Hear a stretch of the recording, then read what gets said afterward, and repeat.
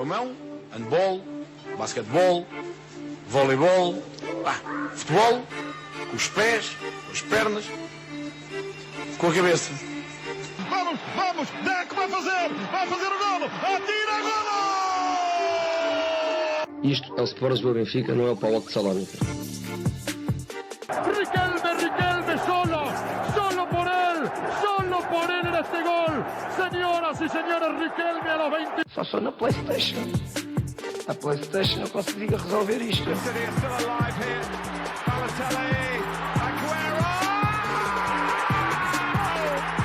There's been a red card, but for who, Chris Kamara? I don't know, Jeff, has it?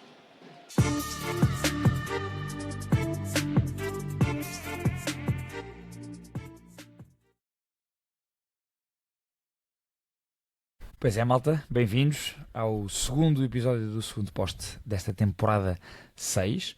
Hoje, já com mais um reforço de verão, neste caso um regressado, Pedro Guarda. Estou cá eu, Pedro Azevedo, a moderar com a Rita da Silva Vieira e com o Pedro Guarda nos comentários. Vamos a este episódio 2 da temporada 6. Antes de tudo, Guarda, bem-vindo à temporada 6. Muito obrigado, estamos aí, regressei de empréstimo. Regressaste de empréstimo, um empréstimo curtinho, porque demonstraste o teu valor e voltaste rápido. Então foste devolvido, exato. Rita e Guarda, estamos bem, estamos prontinhos para começar a cortar na casaca aqui dos vários clubes? Estamos prontos. Muita gente questionou de Pedro Guarda se também ia abandonar o podcast. É verdade. Questionada durante a semana. Pedro Guarda, queres esclarecer essas questões? Não sei se vocês me querem dispensar ou não. Acho que não sei se tenho que meter o meu advogado a falar sobre. Estás triste? Se tem uma segunda opção para o backup do titular ou se vou ser. Não sei, mas pelo visto ainda não fui dispensado, nem emprestado, nem estou no Eu acho que estás seguro ainda na Roma. Acho que estás seguro ainda. Até final do mercado ainda faltam 2 semanas. Não sei já sobre esse tema, fica aqui dito que vamos falar daqui a bocadinho. Portanto, vamos tocar nesse tema. Começamos então pelo. Eu queria ver aqui a ordem do meu guião, exatamente. Futebol Clube do Porto, pelo Rio Porto, é isso mesmo, pelo Rio Ave Futebol Clube do Porto. Mais uma vitória do Porto por 2-0, portanto, igualzinho à primeira jornada, e eu acho que desta vez concedendo muito menos ao adversário, mas para início de conversa, Rita,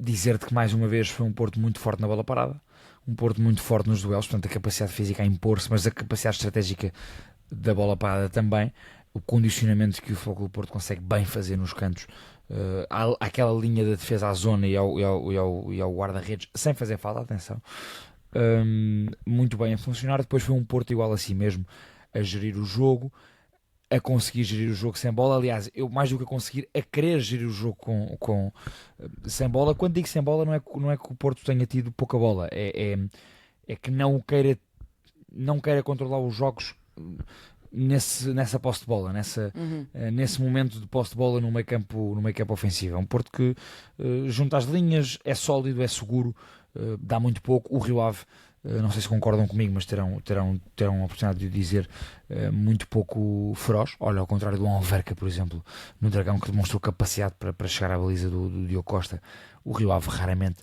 demonstrou essa capacidade. Uma segunda parte que andou ali num ramo-ramo, com paragens para substituições, com o Porto a ter o controle do jogo, não o controle da bola, mas um Rio Ave que, quando tinha a bola, também pouco conseguia ferir, por demérito da equipa Vila Condense, mas também por mérito dessa tal solidez e dessa tal organização muito boa do Porto atrás. Rita, ia começar contigo só para te perguntar, e para dar os teus 500 obviamente, mas para te perguntar se vai ser mesmo este o registro do Porto ao longo de todo o campeonato, ou se acreditas que Farioli quer agora ganhar e então, quando tiver mercado fechado, com as saídas e as entradas todas acertadas, se calhar com um 11 mais à sua imagem, ou neste caso com um banco mais à sua imagem, porque Pedro Guarda depois quer perguntar-te isso sobre o Banco do Porto, se achas que vai ser sempre assim, ou se é agora para começar a ganhar e já descolar dos rivais que estão a perder pontos e a sofrer golos, e depois o Porto dará mais espetáculo quando tiver tudo assegurado para Farioli. Olha, eu não vi o Porto ontem, portanto ouvi o relato do primeiro golo e depois do segundo até que foi anulado, portanto, Certo. que também foi uma bola parada, também foi Portanto, canto. da primeira parte. E portanto, sim, o final e ali o meio da primeira parte. Mas pronto, posto isto, mas a tua pergunta dá para ir para além do jogo. Eu acho que não, acho que isso não vai acontecer, porque eu não acho que Farioli vai mudar muito o registro que tem agora, que é o registro do Farioli, que vimos já o Futebol Clube do Porto jogar o ano passado. Comentámos aqui, acho que foi semana passada, que é o clube que menos muda em termos de identidade, e está tudo certo, não é? É o campeão em título e, portanto, tem muito menos para mudar nas suas bases, porque a forma foi vencedora, mas não acho que vai haver uma grande revolução na forma como o Porto joga. Isto é a identidade do Farioli. Claro que tem jogos que taticamente poderão pedir um bocadinho numa diferença aqui e ali, especialmente os jogos com os grandes, mas eu acho que na base o Porto será sempre isto. Havendo uma melhoria aqui ou ali com a introdução dos jogadores, mas mesmo olhando para o 11 inicial, e é isso que me estavas a perguntar, a diferença é o ponta de lança, que é o André Silva, e ontem o André Silva nem foi titular, não é? Ou foi? Não foi, exato. Foi o Denis Gould. Foi Denis Gould, e Denis Gould, portanto sim. ontem então tinhas um 11 exatamente da temporada passada, e portanto a essência do Futebol Clube do Porto não muda, é isto, não é um Futebol Clube do Porto, e voltamos a bater nessa tecla, que vai nos garantir jogos de grande espetacularidade futebolística ou de lances maravilhosos de golo. Pode acontecer aqui e ali por alguma individualidade, mas como coletivo não é um coletivo que joga um futebol fantástico, é um coletivo que joga um futebol muito eficaz, e é isso que conta ao final do dia. É um Futebol Clube do Porto que continua a defender muito bem, porque falavas e bem que o Alverca foi muito para cima do Porto, mas o Porto não, ou seja, concedeu oportunidades, mas não sofreu golos, e no final é isso que conta. E com este Rio Ave, dizias tu que ainda menos oportunidades concedeu. É um Porto que continua e vai-se continuar a basear nisso, uma solidez defensiva fantástica e depois uma eficácia a nível ofensivo que lhes permite respirar muito bem ao longo dos jogos todos.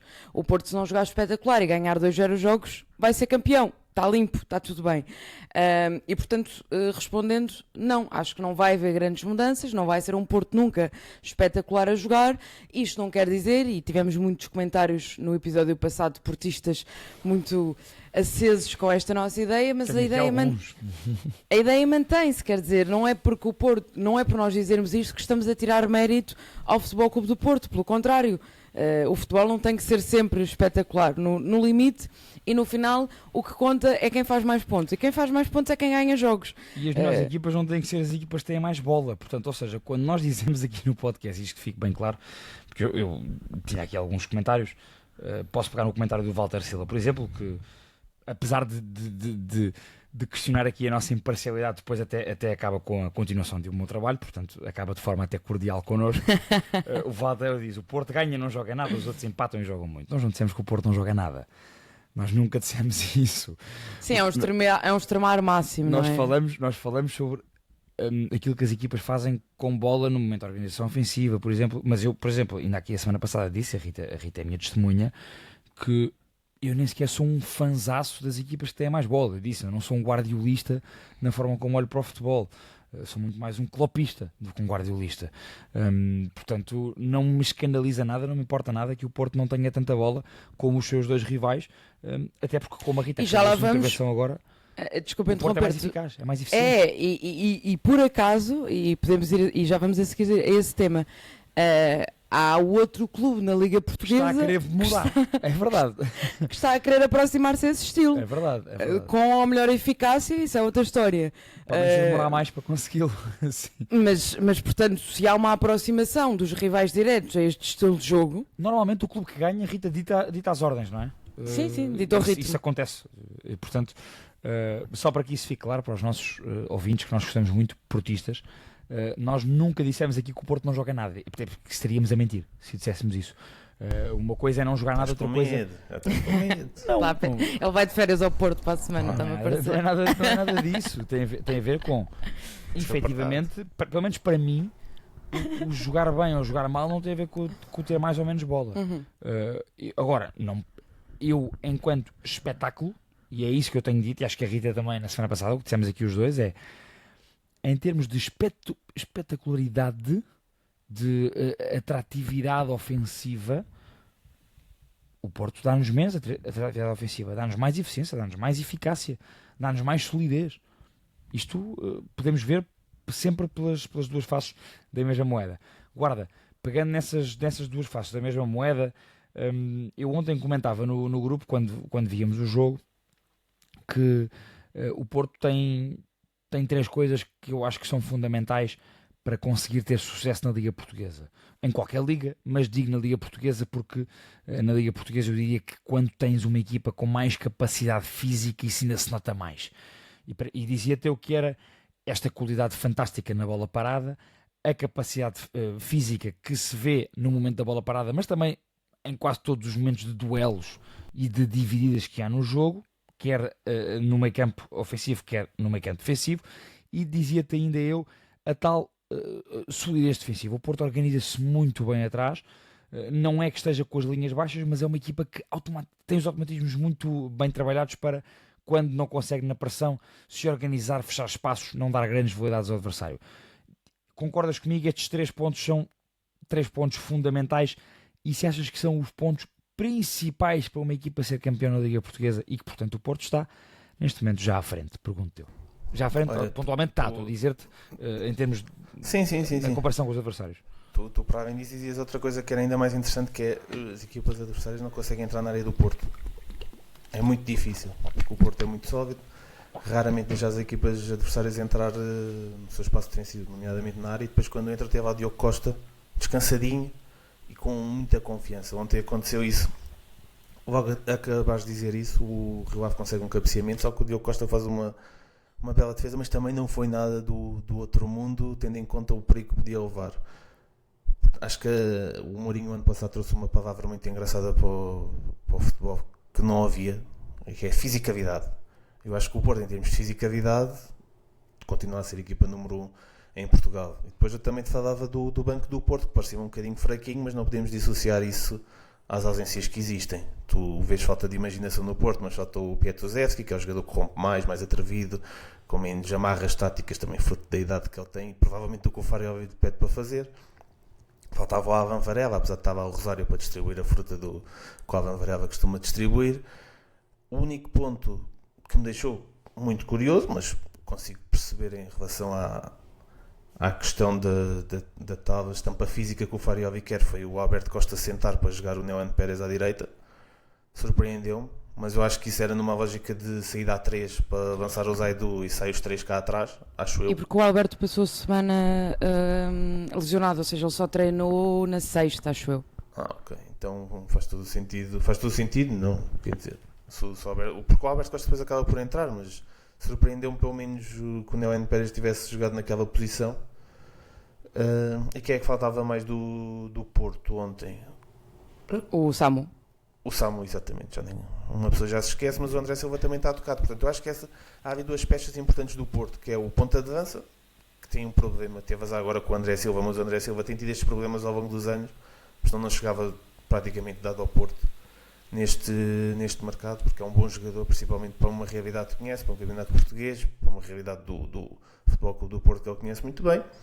E a questão da defesa esquerda, para mim, é gritante o Porto não ter resolvido isto, uma falta de capacidade de atacar o mercado para aquela posição, porque eu acho que o Francisco Moura, que eu elogiei quando o Porto foi buscar, mas claramente não serve para este contexto, pelo menos do Fariovi, até pela questão física, que não é um portento físico, e o Zaidu ser titular em 2026 no Porto surpreende um bocadinho. Não é por aí que o Porto deixa de ganhar jogos, deixa de ter solidez defensiva, mas é uma posição que claramente está aquém. No entanto, estamos a avaliar este Porto que está, se quisermos, em serviços um pouco acima dos mínimos, mas que vai ganhando tranquilamente, vai cavando já a sua vantagem para os rivais, vê um Sporting que já vai iremos um bocadinho instável, uma relação entre adeptos e equipa um bocadinho instável. Vê o Benfica que também ao primeiro jogo escorrega logo com o Académico Viseu e portanto este é o futebol do Porto. O Porto chegar até à 6ª jornada com as vitórias todas, recebe o Benfica numa posição muito privilegiada a jogar em casa,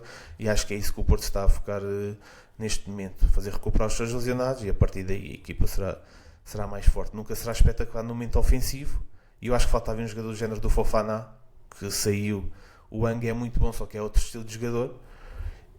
Cabia os dois perfeitamente no plantel do Porto, se fosse o entendimento e houvesse dinheiro para isso.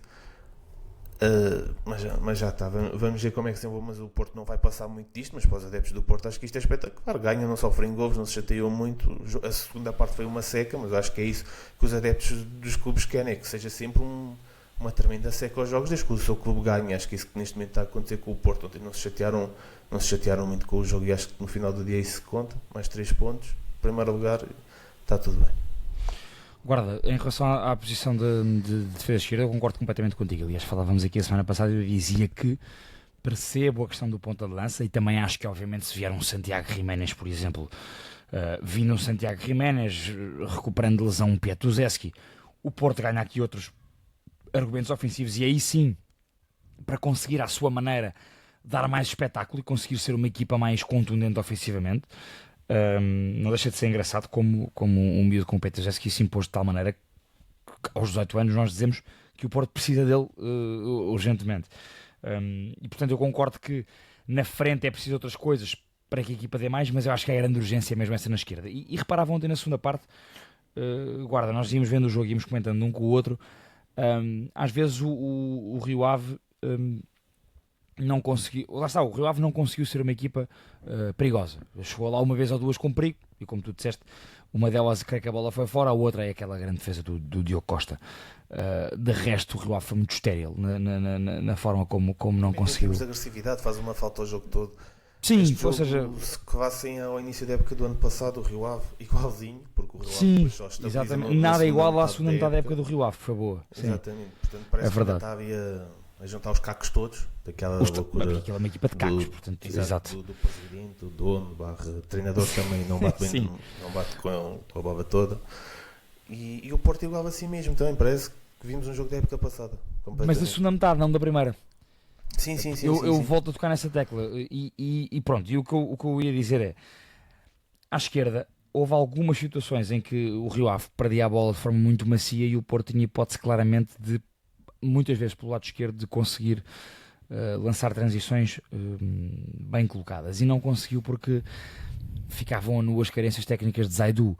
Zaidu é claramente um jogador, pelas suas carências técnicas, mas pelas suas potencialidades físicas, para a velocidade, para receber a bola lá na frente, nunca para receber a bola antes do meio campo, ou seja, aberto na linha e receber a bola no pé.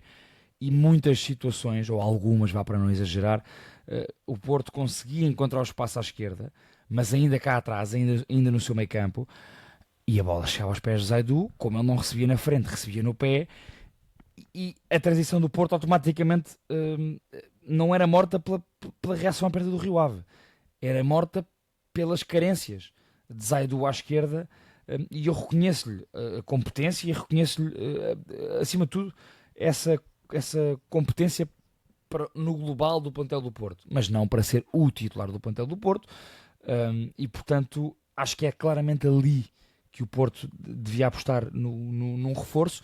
Deixo aqui um parênteses, porque falavas em relação ao meio campo, e eu não sei se vai acontecer ou não, mas soaram uns zunzuns, não quero ser aqui Pedro Azevedo das transferências, de um possível... há um nome que interessa ao Porto e que pode interessar, e que o Porto pode interessar esse nome também, que é o de Goretzka. Um médio mais próximo das características de Fofana na questão física e na questão de dar essa chegada à área. Mas Vamos deve ver. receber muito.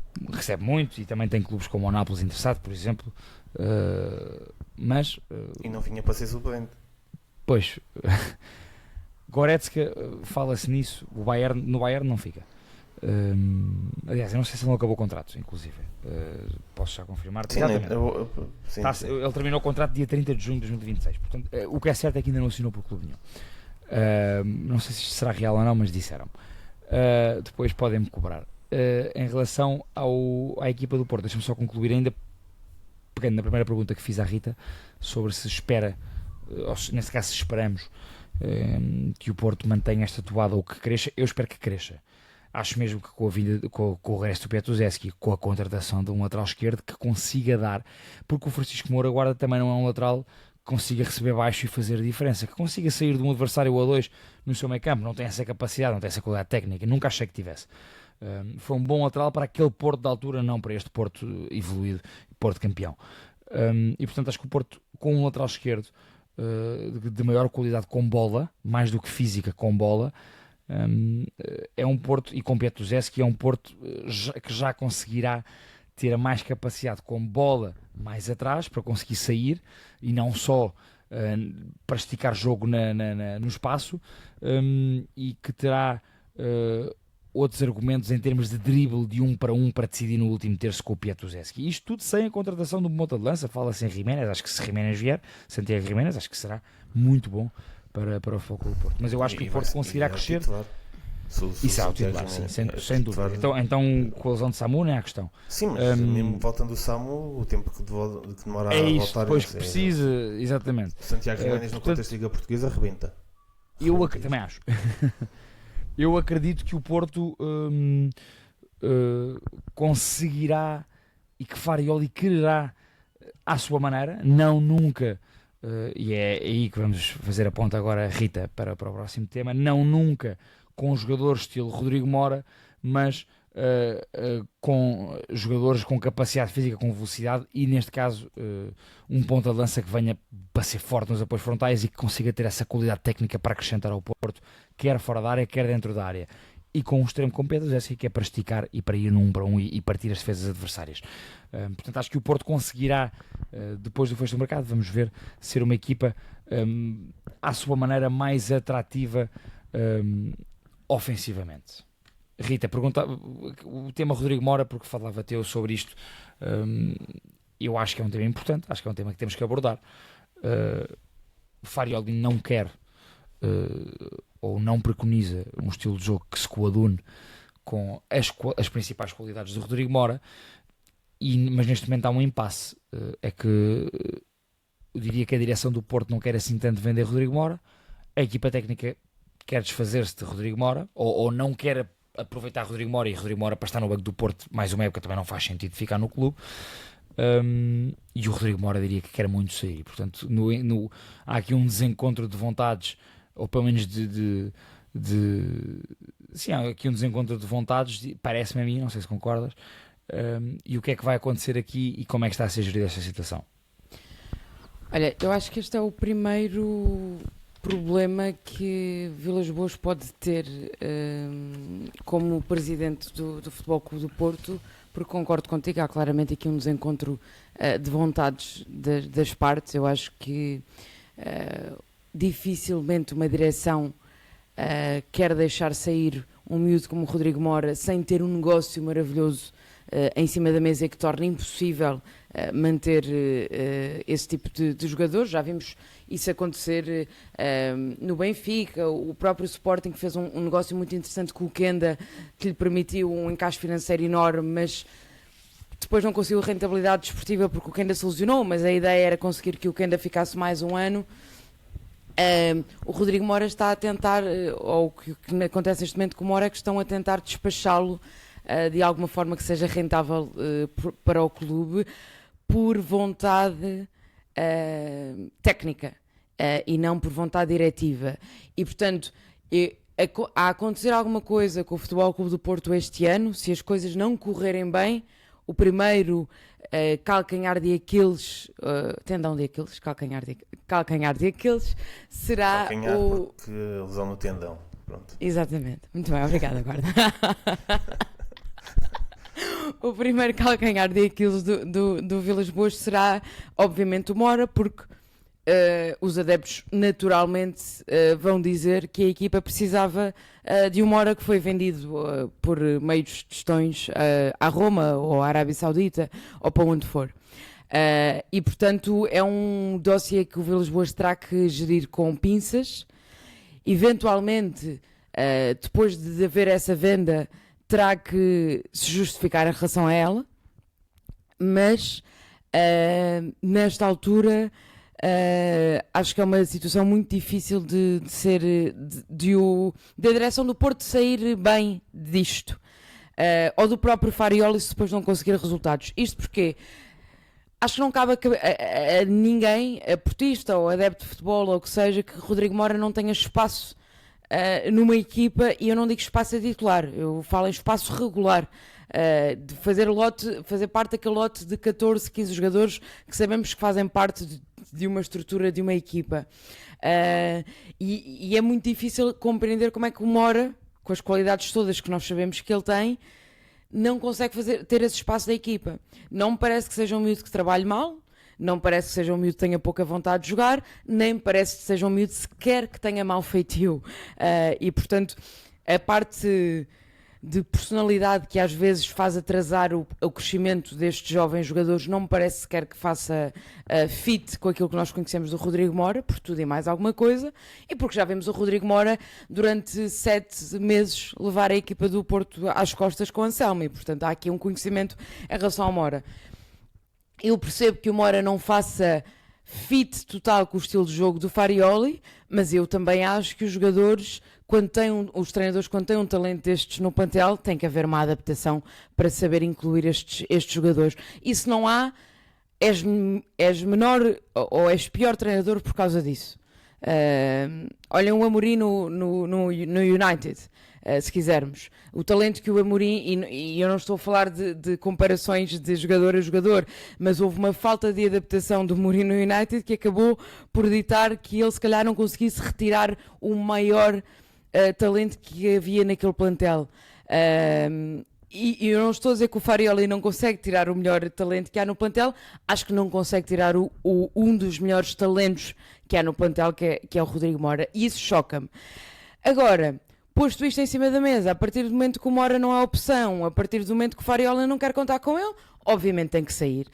Já o ano passado o Mora teve para sair, e na altura o Vilas Boas foi muito vocal sobre o que é que aconteceu, não é? Portanto foi o aliteado na altura que não se portou bem nas negociações, e portanto isto é um assunto que já devia estar resolvido há um ano, na perspectiva do Futebol Clube do Porto, e foi-se arrastando para este mercado de verão.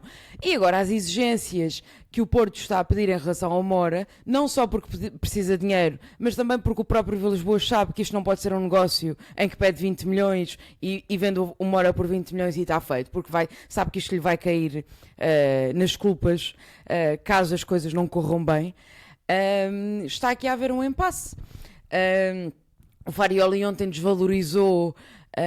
Tem muita graça porque o Farioli nunca fala com muito carinho em relação ao Rodrigo Mora. Ele ontem falou do Mora, mas falou por causa do tal advogado que vai falar à CMTV.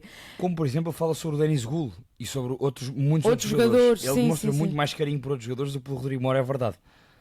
E ele ontem simplesmente diz: esse advogado não faz parte e não sabe se é a terceira opção. Para já, este advogado, pelo que sabemos, é uma pessoa próxima do Rodrigo Mora. Mas mesmo que não fosse, eu não preciso que seja o Farioli dizer-me que o Rodrigo Mora é a terceira opção, não é? Foi contratado um jogador para substituir o Gabri Veiga. O Gabri Veiga é o titular. Onde é que se coloca o Rodrigo Mora aqui, não é? Aliás, o Wang Inbom diria que foi contratado para ser o segundo médio, não ao Varela ou ao Rosário, porque esse é entre os dois, mas para ser o segundo médio, quer para o lugar do Fraúl, quer para o lugar do Gabri Veiga. Ou seja, é um médio muito complementar e que é claramente a segunda opção para quando sai Fraúl, ou para quando sai Gabri Veiga, ou para quando há uma reformulação no meio campo do Porto, como foi. E ontem entre aos clássicos 60 e 60. Né? Portanto, 60, foi ali entre o minuto 60 e o minuto 62. Se ele tivesse entrado com a camisola do Mora, ninguém tinha estranhado, não é? Porque era a hora que o Mora entrava. Exatamente. E eu acho que esse miúdo, eventualmente até pode vir a tirar o lugar ao Gabri Veiga, mas isso são histórias para a frente. Conclusão desta história, para não me alongar mais: acho que é uma péssima escolha do Farioli. acho que demonstra uma casmurrice que eu não costumo apreciar nos treinadores, mas os treinadores têm sempre um jogador fetiche que gostam de encostar. Marco Silva Turbine, Rui Borges na altura, já não lembro quem é que o Rui Borges encostou, mas deve ter encostado alguém, e portanto isto faz parte. Acho que é uma parvoíce da parte de Farioli. Percebo que a direção tenha que tentar encontrar o melhor negócio tendo em conta as condições, mas estamos a falar de um miúdo de 18 anos que fez uns bons 6 meses e portanto já não se faz negócios como o Félix com essa facilidade. Portanto, comparando aqui o tempo que o Félix teve a brilhar no Benfica e o tempo que o Mora teve, e é um jogador que claramente desvalorizou o ano passado porque esteve encostado a época toda e portanto claramente a direção do Porto tem agora mais dificuldade em resolver o dossiê. Vai ter que o vender e acho que vai ser a primeira dor de cabeça que o Vilas Boas vai ter como presidente do Porto, é a questão do Rodrigo Mora, e vai-lhe cair obviamente no colo daqui a uns meses. Só para concluir, agora antes de seguires, Rita, não pondo em causa e diz-me se o fizer o teu trabalho, não há nenhuma informação extra sobre esta questão do Rodrigo Mora ao dia de hoje, ou seja, não, que eu saiba, há este impasse entre a Roma e o Porto, é isso, e não saímos disto, é isto? Pode haver que eu não saiba, não estou próxima sequer do que é que se passa nas negociações. Sim, claro, entre o Porto e o Mora, não de informações confidenciais. Sim, até porque não se sabe. Até porque os jogadores, quando entram na roda Mendes, torna-se muito difícil, sem ser um certo número de pessoas, chegar a certo tipo de informações. Posto isto, não, o que se sabe esta semana é que as negociações chegaram a impasse durante a semana, precisamente porque o Porto estava a exigir uma opção de compra obrigatória num determinado valor que a Roma neste momento não quer pagar, e portanto isso ficou um bocado parado. Falou-se também da Turquia, que é uma opção fácil nesta altura, é onde está o dinheiro, e se o Porto quer fazer dinheiro... Eu adorava, desculpa, fazendo a ponte para ti, dar aqui 2 notas rápidas. Uma é que adorava que se o Rodrigo Mora saísse do Porto, que fosse, por exemplo, para uma Roma e não para a Turquia. Há bocado fiz assim quando a Rita disse que ele não tinha ido para o Al-Ittihad, ainda bem, graças a Deus, estou farto disso e podemos falar sobre isso mais à frente. Adorava que fosse para a Roma, porque acho que é uma liga forte, é um treinador, é um belíssimo treinador para potenciar jogadores, o Gasperini. E muito exigente, portanto ia exigir muito do Rodrigo Mora também, ia ser muito exigente física e taticamente para o Rodrigo Mora, mas acho que o Gasperini conseguirá extrair ao nível técnico as qualidades do Rodrigo Mora. E guarda, deixo-te aqui este apontamento do João Rodrigo, que é um dos nossos mais habituais espectadores e ouvintes, e costuma comentar com bastante propriedade até, com bastante argumentação no nosso YouTube. Ele dizia, entre outras coisas, ele discorreu algumas questões sobre o Futebol Clube do Porto, e depois sobre o tema que estamos a falar agora, dizia ele: este ano, já de volta aos títulos, o público do Dragão vai querer mais do que só ganhar. Há que jogar mais, e acredito que assim será. A confiança na estrutura e no nosso treinador, que para mim é o melhor em Portugal, isto por causa do mito ao facto da semana passada, segue intacta. Gostaria que essa evolução surgisse de um melhor aproveitamento de Rodrigo Mora, mas não me parece que isso vá acontecer. Digo e repito, apesar disso, a confiança nos nossos líderes segue inabalável. Faço esta ponte do João Rodrigues sobre o Rodrigo Mora. O Rodrigo Mora podia ser um desses jogadores para a tal melhoria ofensiva, mas Farioli assim não o quer. E devolvo-te a mesma pergunta, ou segue no raciocínio da Rita, que é: será que a direção não quer? E portanto, ou seja, há aqui um desencontro de vontades entre a equipa técnica, a direção e Mora. Acho que há claramente um desencontro de vontades, porque apesar de Vilas Boas ter vendido ano passado que o Farioli é para continuar muitos anos, e que é um interesse hipotético do Chelsea, não encaixava na altura, e que o Farioli estava no Porto corpo e alma. Eu acho que se há pessoa entre os dois, entre o Rodrigo Mora e o Farioli, que tem futuro no Porto, ou que tem mais tempo de Porto pela frente, será sempre o Rodrigo Mora. Portanto, a queimar-se, eu acho que o Vilas Boas está a tentar fazer aqui uma gestão, não querendo queimar o miúdo, mas também não se querendo desfazer de um treinador que tem tido resultados, que foi campeão e que tem um estilo de jogo que está implementado, seja bonito, seja feio, mas que a coisa vai resultando. O Rodrigo Mora no Porto não vai jogar naqueles 3 do meio campo, está visto. Porque lá está, eu acho que se o Farioli de hoje para amanhã pudesse trocar o Rodrigo Mora pelo Fofana, trocava na hora. Preferia um médio com aquelas características. Daí a intenção do ano passado em encostar o Rodrigo Mora à esquerda, ou tentar desviá-lo de uma posição mais central, porque para o estilo de jogo do Fariobi, um miúdo com 1,68m e 60kg não serve. E a verdade é esta. Depois, isto depois já casa com outras questões. Eu não sei se foi o Rodrigo Mora que mandou o empresário falar, mas nem o empresário tem que falar, nem o Fariobi tem que responder ao empresário numa conferência de imprensa. Acho que a boa gestão que o Porto normalmente faz da comunicação, neste caso falhou. Agora, se falhou por vontade própria, não sei. Se foi o Fariobi que não pode ver o miúdo à frente, não pode ver a estrutura que está por trás em entourage do miúdo, não sei, mas o Fariobi não tinha que responder. O advogado também vir falar. Já as negociações devem estar ali num ponto de saturação. Eu acredito que ele já queira sair, apesar de ele ser portista, de gostar muito do Porto, mas eu acredito que ele queira sair. Tem 19 anos, vê que não vai jogar, aparece com 17 a arrebentar o campeonato português, e passado 2 anos aquilo que se previa saiu tudo ao contrário. Portanto, isto, mesmo na carreira de um jogador, é preciso muita sorte, e o Rodrigo Mora claramente não teve sorte com o Fariobi. É preciso dar um passo certeiro agora. Acho que se uma saída para a Arábia Saudita ou para a Turquia não faz qualquer tipo de sentido, pelo menos do ponto de vista desportivo. E eu ainda ontem tentei ver um bocadinho de jogos da Turquia, pai, não consigo. Não que seja horrível, mas eu também imagino que um turco não consiga ver um jogo português. Olha, são jogos taticamente muito menos organizados, muito mais partidos, não há o rigor que há cá em Portugal, por exemplo. E não estou a falar de qualidade dos jogadores, porque isto eles têm muito mais. Só que as equipas, todas as equipas são muito mais organizadas taticamente cá do que lá. Isso claramente. Eu acho que eu acredito que o Rodrigo Mora queira sair para a Roma, não sabendo nada, mas era uma saída muito boa para ele. Uma equipa que vai lutar, não digo pelo título italiano, parece-me difícil, mas por lugares de Champions pelo menos. Um belíssimo treinador, um belíssimo clube, um estádio muitas vezes cheio, uma massa adepta fantástica, e uma equipa que também é muito jovem, portanto ele não ia sentir-se a vir muito de parte, porque a Roma, os reforços que tem tido, e parece-me que este interesse só pode ser real porque a linha que a Roma tem seguido nas suas contratações é miúdos de 20, 21, 22 anos, portanto o Rodrigo Mora encaixaria perfeitamente nisso. Agora vamos ver como é que... E tem Champions, não é? Ou seja, sim, tem Champions. A Roma ficou em terceiro lugar, vai, Champions direto. Era a saída perfeita. Agora acho que o Porto também, num ativo que desvalorizou tanto na última época, não pode estar aqui a pedir os 70 milhões da cláusula, os 50 milhões obrigatórios, os 10 milhões... Eu acho que quando se fala em cláusulas de empréstimo, 10 milhões sem cláusula de compra obrigatória, eu acho sempre uma coisa completamente surreal. Estás a fazer de barriga de aluguer por um monte de notas e depois nem vês mais o jogador se for preciso. São soluções de bastante curto prazo, mas é o que é o mercado atual.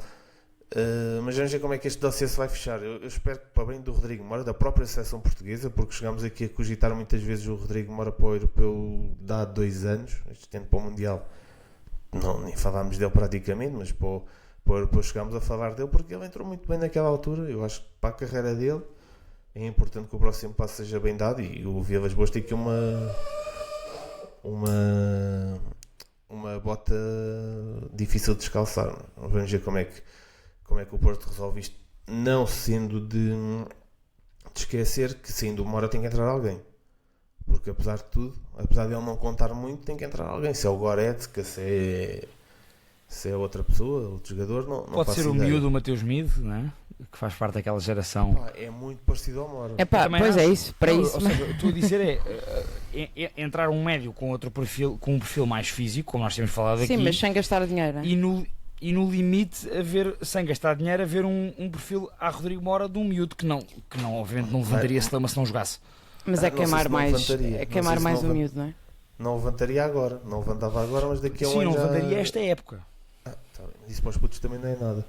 Mas vamos ver como é que se descalça esta bota. Estou curioso em relação a isso, e há uma paciência dos adeptos do Futebol Clube do Porto que se pode isto. É aquelas linhas ternas, metes com o miúdo da casa, o miúdo são que resultados, não é agora? Se a coisa começa ali, escorregas 2 ou 3 jogos. Pegando um exemplo sério, já agora, dizendo que subscrevo o que vocês disseram, portanto, também não vou acrescentar muito mais ao tema. Eu acho que efetivamente há este desencontro de vontades que vos perguntei, e que acho que percebemos aqui pelo raciocínio geral que é o dia de hoje, isso é facto. Concordo com a Rita num ponto muito importante em relação à capacidade dos treinadores. Quem nos ouve há muitos anos sabe a minha opinião sobre treinadores que são muito fiéis às suas ideias, que é, por um lado, eu gosto disso. acho importante, obviamente. Acho que os melhores treinadores são aqueles treinadores mais teimosos, entre aspas, no bom sentido, que é esta é a sua ideia, este é o seu modelo, e conseguem de facto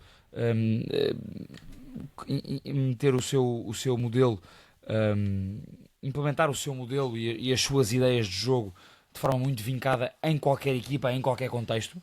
Portanto, isso é um ponto positivo de Farioli, sem qualquer questão. É um treinador campeão e, portanto, tem este balão de oxigênio de que agora o Guarda falava, até o momento em que comecem ou não a aparecer maus resultados, particularmente quando o Porto for incapaz de desmontar blocos adversários, e aí vai-se ver a diferença, a falta de jogadores com outro perfil. E no final do ano passado, nos jogos em que o Porto teve mais dificuldades, essa conversa já surgiu. Já surgiu. Houve aí um Pietuzeschi a explodir no drible e houve um Fofaná a acrescentar muito com a sua capacidade física aliada à capacidade técnica que tinha.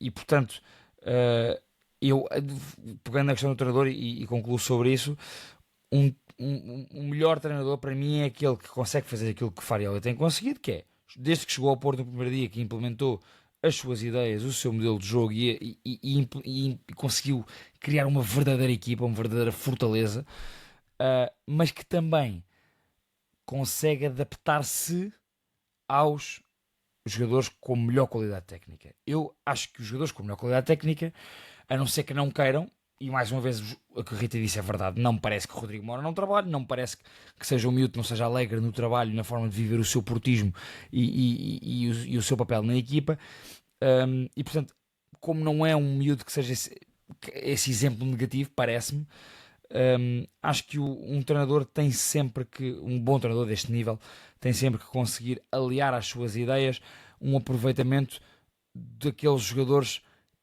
que são os diferenciados, que são os que mudam os jogos, e portanto eu acho que quando não o consegues fazer também revelas algumas falhas no teu trabalho e na tua capacidade enquanto treinador.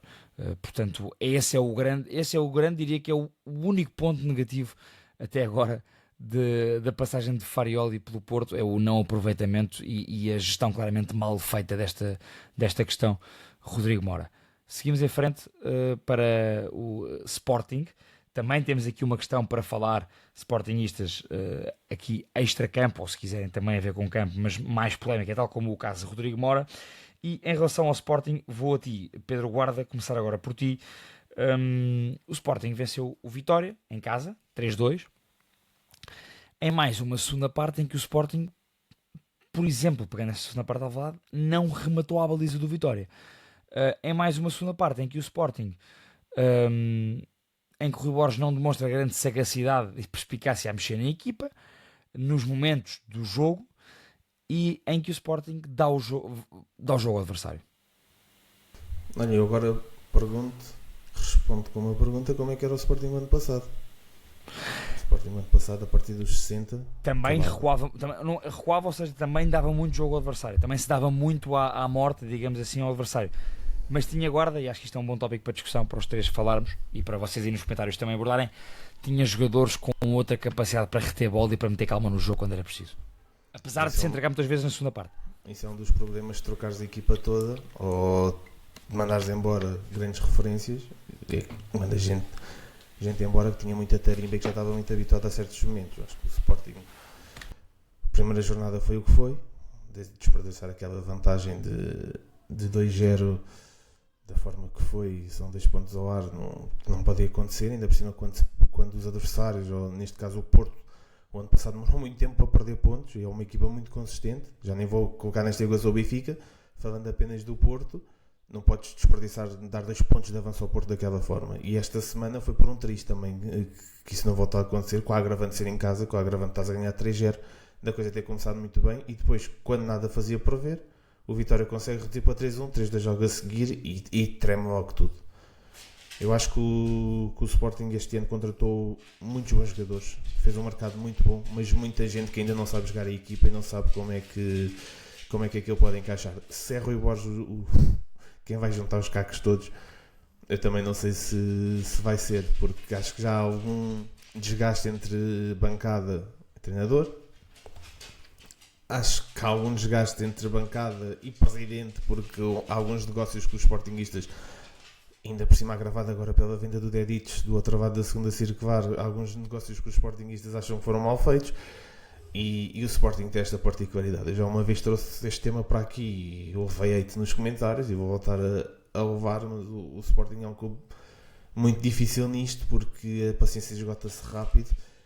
Mas neste caso, com o Rui Borges, nem parece que a paciência esteja a esgotar rápido, porque há uma final de taça perdida de forma absolutamente ridícula com o Torriense, e este ano as coisas não estão a começar da melhor forma, tendo em conta aquele empate e esta exibição menos conseguida agora contra o Vitória, porque a segunda parte de facto é uma amostra muito, muito fraca daquilo que o Sporting pode fazer. Tem individualidades muito fortes, para mim o Sporting é o melhor plantel em Portugal, mas em termos de futebol jogado falta ali as tais referências e aquela gente com mais andamento em termos de clube e em termos de campeonato, que nos momentos certos sabia o que é que tinha que fazer, sabia pausar o jogo, sabia meter gelo, sabia acelerar, agarrava a equipa, pelo exemplo, não é? Sim, tinha os timings todos. E o Sporting muda muita coisa, e não sei se o Rui Borges vai haver muita paciência com o Rui Borges, não sei, honestamente.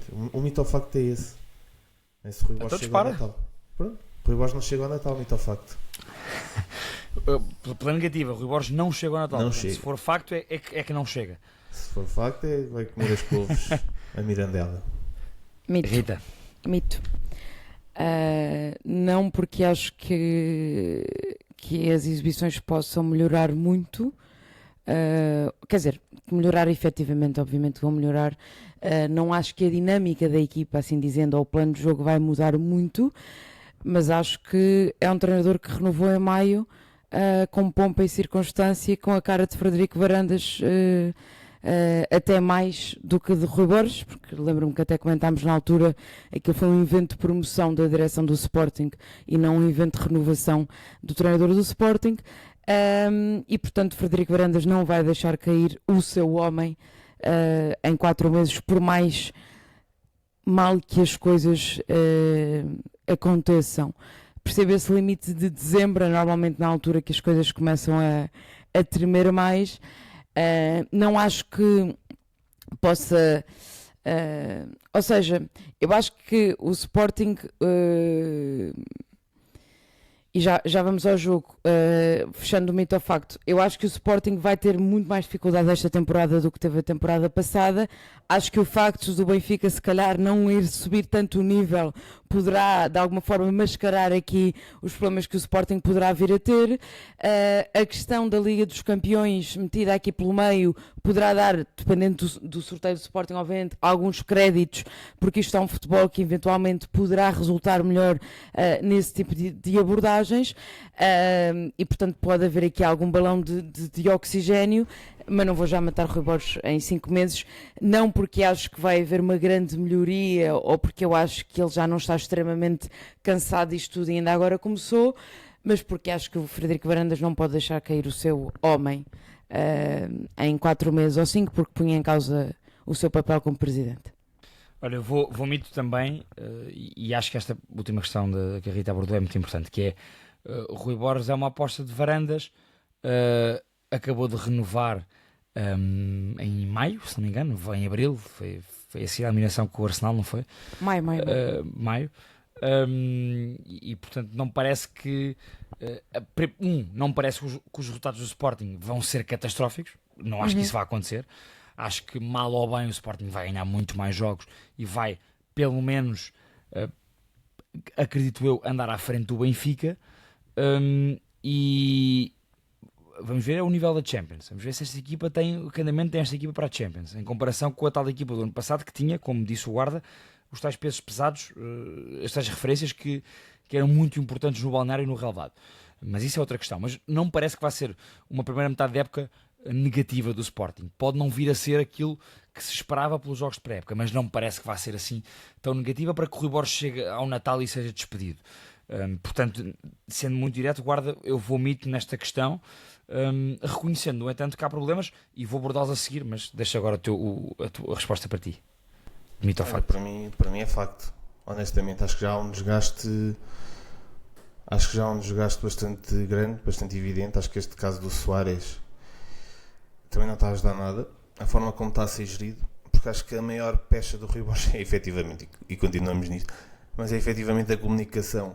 E quando as coisas não correm tão bem, parece que ele está mais sozinho, é quando as coisas escorregam mais. Eu acho que os sportinguistas estão a ficar um bocadinho fartos dele. Honestamente, acho que a final da taça foi um marco, foi o virar da página. Acho que foi muito grave aquilo, o Sporting perder aquele troféu da forma como foi, quando já toda a gente contava.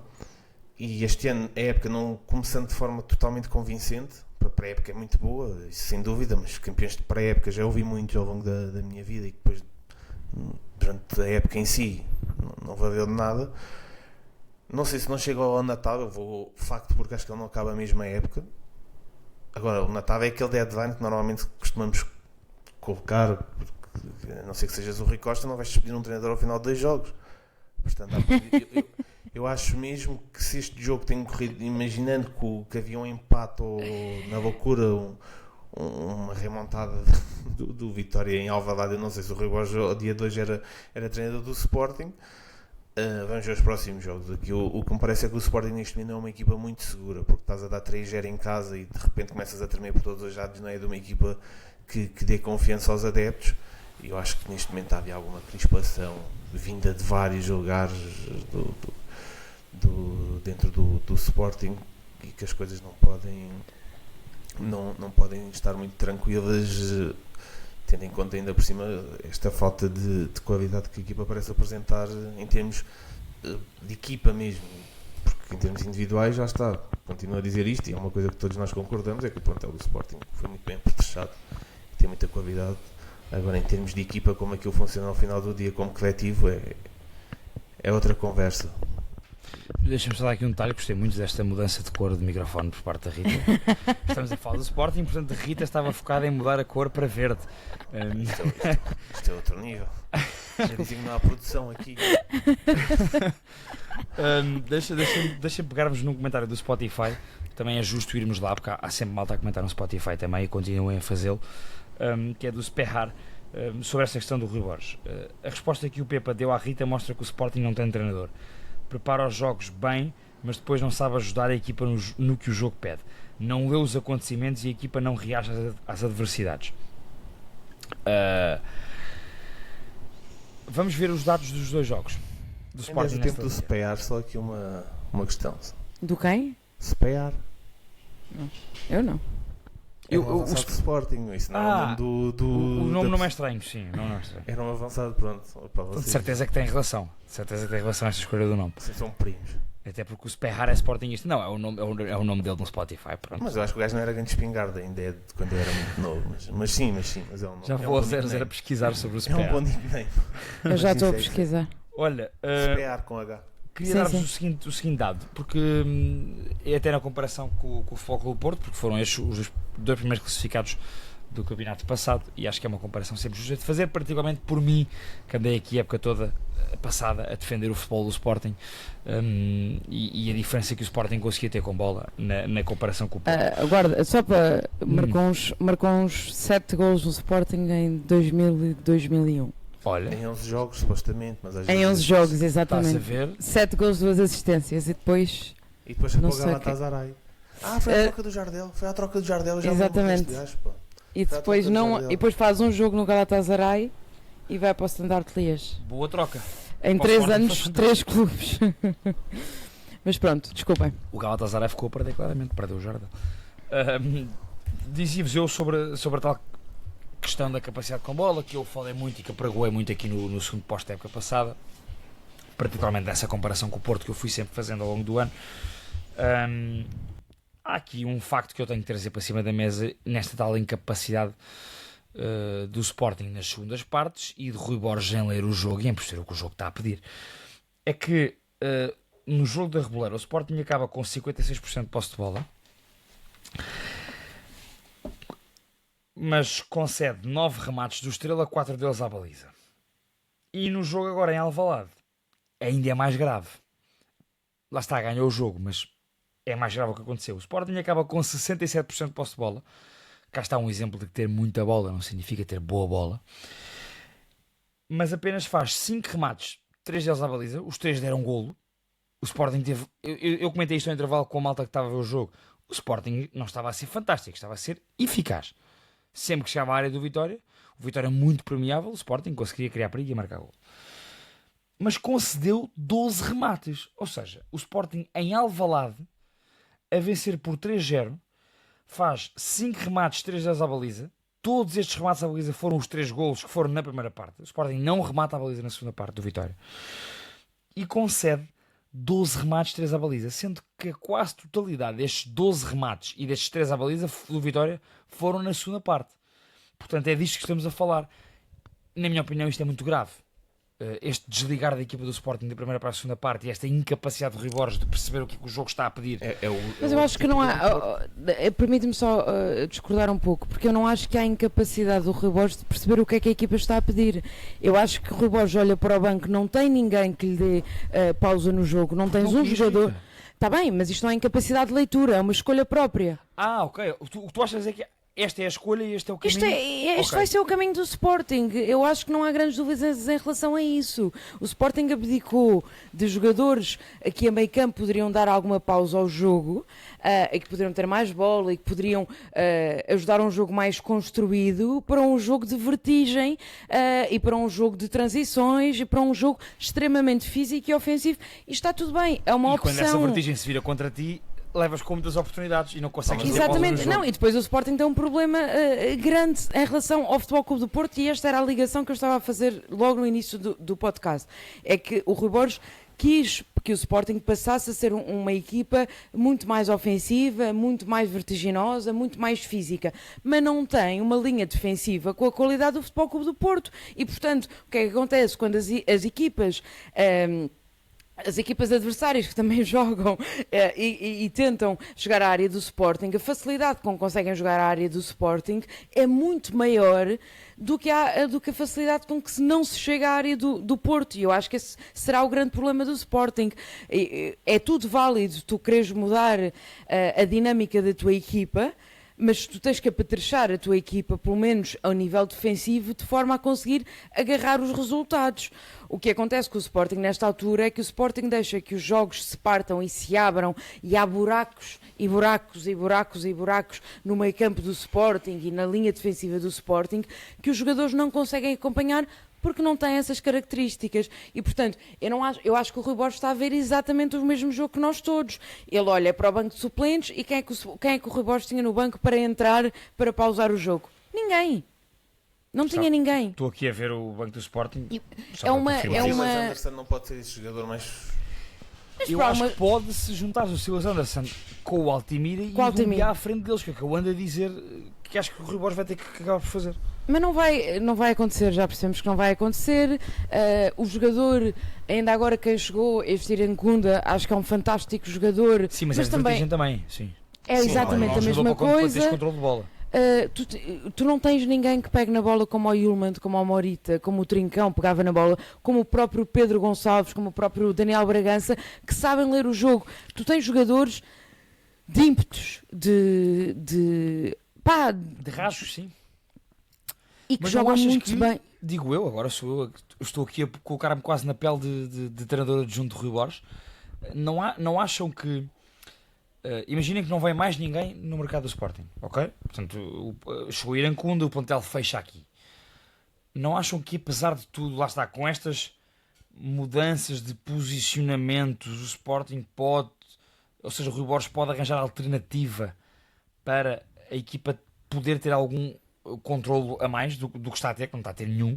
E eu falo desta questão, que é, juntando Silas Anderson na Altimira, jogando os dois, deixando Dumbiá mais para a frente. Dumbiá, onde se destacou na pré-época do Sporting, foi jogar do meio campo para a frente, não foi jogar num controle do meio campo.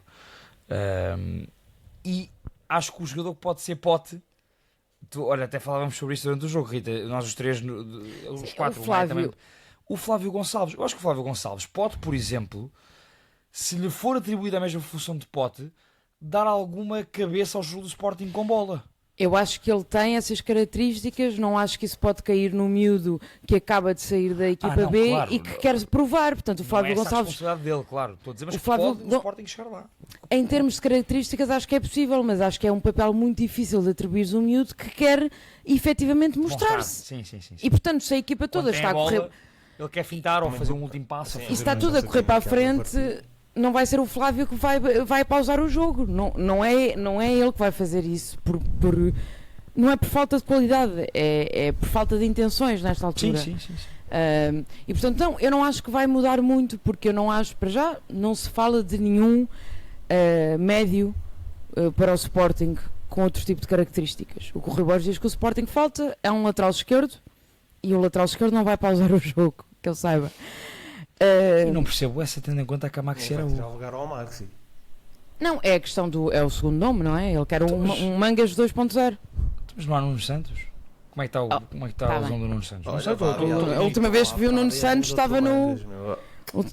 Né? Uma vez viu o Nuno Santos para fazer publicidade ao Lion Ao Corner, Lion não é? Corner. Quer dizer, Ou seja, para termos isto aqui bem assente, o que nós vimos nestes dois jogos foi, e no mercado do Sporting, é uma mudança de abordagem, não é? Futebolística, por parte do Sporting. E isso Intencional. viu-se no mercado. Intencional, aí concordo com a Rita, guarda, que é os jogadores que saem, ou seja, os jogadores que saem tiram duas coisas ao Sporting. Uma que o guarda abordou, outra que a Rita falou, que é a questão de serem referências, eram referências do projeto do Sporting, mais do que de uma maneira de jogar e de um treinador. Eram referências, estes jogadores já eram referências com o Mourinho e foram-no com o Rui Borges. Yulman, Morita, Trincão, Pedro Gonçalves eram claramente referências. Diomandé pela qualidade, mas quando falo de referências, estes nomes eram as referências do plantel do Sporting. O Sporting perde isso por um lado e ao mesmo tempo perde, como dizia a Rita, jogadores que têm claramente capacidade para ter bola. Um, pela experiência que têm e pela referência que eram, como dizia o guarda. Dois, porque efetivamente as suas qualidades, as suas características eram precisamente para que o Sporting muitas vezes pudesse ter esse controle com bola. A equipa já vinha a perder isso, Rita, na época passada, já vinha, com esses mesmos jogadores. porque esses mesmos jogadores estavam mais Já- desligados, não é? Exatamente, e porque a intenção da equipa se calhar já era. E portanto, deixa-me só esta questão do desligar. Eu acho que a pergunta que se anda a fazer a Rui Borges é errada, porque a equipa não desliga da primeira para a segunda parte. O que acontece é que os adversários... O que é que aconteceu em Alvalade? O Sporting entra muito bem, o Vitória nem sabia bem para onde se virar, depois há um intervalo, há uma pausa no jogo, o adversário olha para o jogo e pensa, ok, Adapta-se. vamos tentar. E a partir daí o Sporting não consegue reagir. Ou seja, os adversários estão a reagir à falta de reação do Sporting. Foi o que aconteceu com o Estrela também. E é daquelas que, a partir do momento que percebem que uma bola passa, a segunda passa, ok, vamos tentar a terceira, não é? E portanto, eu não acho que há um desligar da equipa. Não é a mesma coisa que aconteceu no final da época. O perfil não é o mesmo, Também acho que na não, minha sim. opinião. Acha que a equipa já não tem, pela perda desses jogadores enquanto referências e enquanto jogadores muito bons para controlar o jogo com bola, e pela intenção da equipa técnica, porque se essa não fosse a intenção, esses jogadores não tinham todos saído no mesmo mercado, e não tinham vindo jogadores precisamente com características diferentes, todos eles. Eu acho que nessa intenção e nessa saída de jogadores e entrada destes, o Sporting perdeu efetivamente a capacidade para gerir jogos com bola e vai ser uma equipa muito mais talhada para a tal capacidade física, para a tal partir do jogo, mas como não tem a solidez que o Porto tem atrás, acho que vai colocar-se mais vezes em maus lençóis do que o Sporting. Estás em mute, guarda. Não sei. Estás em mute. Diz. Eu já concluí, acho que isto é importante, é percebermos, como a Rita disse, não é que a equipa não queira, ou não é que a equipa desligue, é mesmo, isto é uma questão de intenções e de jogadores que saíram no mercado e de jogadores que entraram no mercado. Os perfis são diferentes e portanto o Sporting vai ser diferente desta época. Sim, e a ideia do Rui Borges é diferente, e portanto o Rui Silva vai estar muito mais vezes exposto. E já percebemos que o Rui Silva, quando está mais exposto, erra muito mais. Não sem dúvida alguma. Não é o Diogo Costa. Sim. A linha defensiva do Sporting, estou aqui a olhar, Vaianidis, não é um jogador que limpe lances de forma é o que há, apesar Rita, ou do vai, natural diz, titular muda é o muito. Fresneda. Ou o Vainidis muda muito esta época, ou é um flop. Essa eu também ainda não percebi porque é que o Fresneda não tem. Eu sei que ele teve alguns problemas físicos, mas. Sim, mas eu acho que mais semana menos semana vai ser ele o titular. Mas mesmo o próprio Fresneda é um jogador que evoluiu muito, mas no capítulo ofensivo, na minha opinião. O Gonçalo Inácio, sabemos que é um central extremamente permeável, muito errático em lances, especialmente de campo aberto. O Eduardo Quaresma tem jogos, não é? E tem dias, faz 70 minutos extraordinários. Não, é verdade, faz 30 minutos extraordinários na Reboleira, como a seguir. Basta um lance porque ele não consegue o próprio da base competitiva. Que deverá entrar nesta equipa. Também já dissemos 1000 vezes que ele não é propriamente a nível defensivo o maior central do mundo. Muito menos ou melhor. Dois, não é? E o Maxi Araújo é um jogador de raça, mas que muitas vezes está projetado para o jogo ofensivo e, portanto, terá que ter sempre alguém que lhe faça uma cobertura. E tem que estar numa equipa grande, não é? Ao fim e ao cabo, acho que aí... Não, sem dúvida alguma. Atenção, concordo contigo em todos, mas daí o menos culpado... Tu não estás a atribuir culpas. Estou a falar de características que fazem com que esta linha seja muito mais permeável do que teres um Bednarek, um Kivior e um Alberto Costa. Quer dizer, e o Diogo, não é? Sim. Só o Diogo sozinho. Essa questão do guarda-redes também é outra que o Sporting tem, e atenção. Claro. Era o que a Rita estava a dizer, guarda. Entretanto, se isto voltaste a entrar, é que o Sporting, passando o jogo para esta dimensão muito mais física e muito mais de transição, não tem a solidez que o Porto tem atrás. Sim. Olha, o Sporting aí precisava de um Palhinha. Não, mas é verdade. Um limpa-neves. Só para terminar, destaques positivos de um lado e do outro, Rita, neste Sporting Vitória. Olha, o destaque positivo do Sporting tem que ser a subida de forma e confiança do Ioannidis. Acho que é fundamental. Acho que é um avançado, por cima no momento crítico que parece que está a haver com os pontas de lança do Sporting. É fundamental que quem está à espera de uma oportunidade a aproveite. E neste caso é o Ioannidis, depois de uma exibição difícil na Reboleira, que apesar de tudo faz um golo. Acho que frente ao Vitória faz, então sim, uma exibição à ponta de lança que o Sporting precisa. Do Vitória, ainda estou um bocadinho a tentar perceber este futebol do Tiago Margarido. É um grande treinador, ou seja, um treinador que é muito admirado pelo nosso amigo Diogo Maia. Eu gostava que o Diogo Maia viesse mais vezes aqui para podermos ouvir falar sobre o Diogo Margarido. Mas acho que na equipa do Tiago, Vitória, Tiago, eu chamei-lhe Diogo agora, juntei os dois. O Diogo estava. A equipa do Vitória, eu gosto muito do Camarra, que já tínhamos visto o ano passado, mas acho de mal, pá. Mas acho que quem se mostrou em Alvalade foi o Samu, obviamente, não só pelo golo, mas pela importância que depois teve nos minutos em que o Vitória precisava também de alguma cabeça, apesar de depois ter sido substituído. E mostrou-se o Tony Strata, que é claramente melhor que o Miguel Maga. Portanto, acho que o Tiago Margarido aqui vai ter que dissipar rapidamente as dúvidas em relação à questão do outro direito. O Strata, para mim, pelo menos, e acho que não é só para mim, é melhor do que o Maga. Agora, eu tinha pedido à Rita um destaque positivo coletivo ou individual da parte do Sporting e um da parte do Vitória, porque o jogo de facto foi bom. Acabou por ser bom porque pela segunda parte do Vitória. Eu acho que o Sporting vai nos dar sempre bons jogos este ano, se isto continuar assim. Em termos de espetáculo, não é? De jogos com atenção, golos, não falta. Sim, emoção não falta. São jogos de futsal, já que o Sporting é o clube de futsal. Agora é futsal bom. Concordo com vocês os dois. A Rita destacou o Ioannidis, para mim também. Aliás, no primeiro gol do Sporting, acho que foi o primeiro. Eu até comentei, acho que não foi no nosso grupo, segundo posto, foi noutros que nós temos, que pareceu o Jóqueres. A forma como ganhou no físico, às vezes meio atabalhoado, depois toca a bola para trás. Eu pensei, olha, está aqui a reencarnação. Foi para isto que ele foi contratado ano passado. Demorou foi um ano a fazer isto, mas afinal faz. E vou destacar o Ioannidis, que parece estar a aproveitar bem esta questão do Soares. E é bom para o Sporting que o Ioannidis pegue. Porque tendo esta nuvem em cima da cabeça do Soares e do Rui Borges e do Varandas, como é que vão descalçar esta bota? Eu espero que não descalcem para Barcelona, como já ouvi o nosso amigo Roman dizer. Espero que não descalcem esta bota para Barcelona. Há bocado mas- já disse que não, guarda. Já disse que Não. que o Sporting respondeu que só pela cláusula e que o Barcelona não quer ativar a cláusula de 80 tá bem, milhões mas- de euros pelo Luís Soares. Nem o Barcelona nem ninguém. Quer dizer, no mínimo da sua sanidade mental. Nem o Ali Tiad, nem o Al-Ali, nem Esse já o... não sei, porque aí já não há tanta sanidade mental. Portanto, até pode ser que apareça algum maluco, mas. Guarda, segue no Soares, desculpa, segue no tema Soares. Deixa-me só dizer sobre o Ioannidis que a época mais concretizadora na carreira dele foi em 23-24 ao serviço do Panathinaikos, fez 23 golos, 10 assistências. A segunda foi a época antes de ir para o Sporting, em que ele fez 11 golos, 2 assistências em 42 jogos. Ou seja, não sei se podemos esperar grande veia goleadora da parte de Ioannidis. Vimos neste jogo que sim, não sei se ao longo da época vamos poder esperar isso. Mas pega nisso e segue com o Soares, que acho que é um tema que temos que abordar. Mas em relação ao Soares, tu também não vias uma veia goleadora do outro mundo até a última época que ele faz na Almeria antes de chegar ao verdade. Sporting.